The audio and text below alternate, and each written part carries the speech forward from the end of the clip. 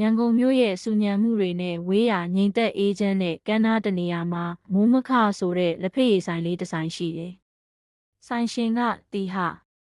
သူကစကားနည်းပြီးမျက်နှာတီးပေမဲ့သူ့ရဲ့ကော်ဖီဖြော်ဆက်တဲ့အမှုပညာနဲ့ဖော်ရည်တဲ့မျက်လုံးတွေကဖောက်တယ်တွေကိုဆွဲဆောင်နိုင်သူ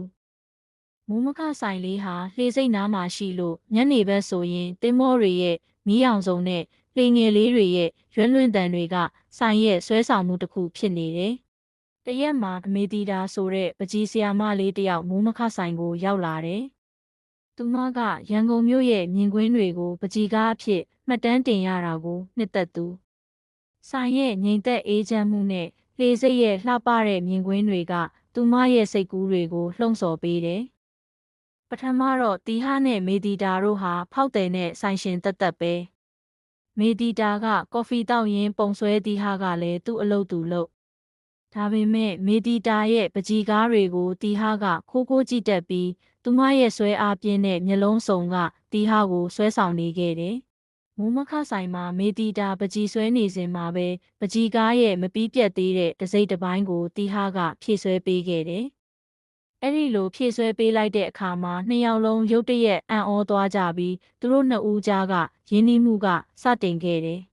တနေ့မှာတော့မေတီတာစီကိုရွက်လေတစည်းရဲ့ပုံဆွဲဖို့ကမ်းလှမ်းချက်ရောက်လာတယ်။သူမရဲ့ပကြီးကားဟာရွက်လေပေါ်မှာပကြီးပြပွဲလုပ်ဖို့အတွက်ဖြစ်တယ်။အဲ့ဒီပြပွဲကိုတီဟကိုလည်းဖိတ်ကြားခဲ့တယ်။ညဘက်ကျယ်ရီစုံတဲ့ကောင်းကင်အောက်ရွက်လေပေါ်မှာသူတို့နှစ်ယောက်ပကြီးကားတွေကိုငေးမောကြည့်နေကြတယ်။တီဟကသူမရဲ့ပကြီးကားတွေကိုကြည့်ပြီးမင်းရဲ့လက်ရာတွေကတကယ်ကိုအသက်ဝင်နေမေတီတာလို့ချီးကျူးလိုက်တယ်။မေတီတာကလည်းမိုးမခဆိုင်ကလှေစိတ်ရဲ့မြင်ကွင်းတွေကကျမကိုစိတ်ကူးတွေပေးတာပါလို့ပြန်ဖြေတယ်။အဲ့ဒီအချိန်မှာတီဟကမေတီတာကိုစိတ်ကူးကောင်းလေးတစ်ခုပေးတယ်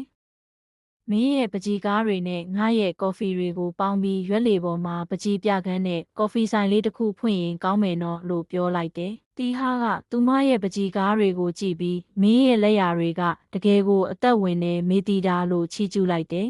။မေတီတာကလည်းမိုးမခဆိုင်ကလှေစိတ်ရဲ့မြင်ကွင်းတွေကကျမကိုစိတ်ကူးတွေပေးတာပါလို့ပြန်ဖြေတယ်။အဲ့ဒီအချိန်မှာတီဟာကမေတီတာကိုစိတ်ကူးကောင်းလေးတစ်ခုပေးတယ်။မင်းရဲ့ပကြီးကားတွေနဲ့ငါရဲ့ကော်ဖီတွေကိုပေါင်းပြီးရွက်လေပေါ်မှာပကြီးပြခန်းနဲ့ကော်ဖီဆိုင်လေးတစ်ခုဖွင့်ရင်ကောင်းမယ်နော်လို့ပြောလိုက်တယ်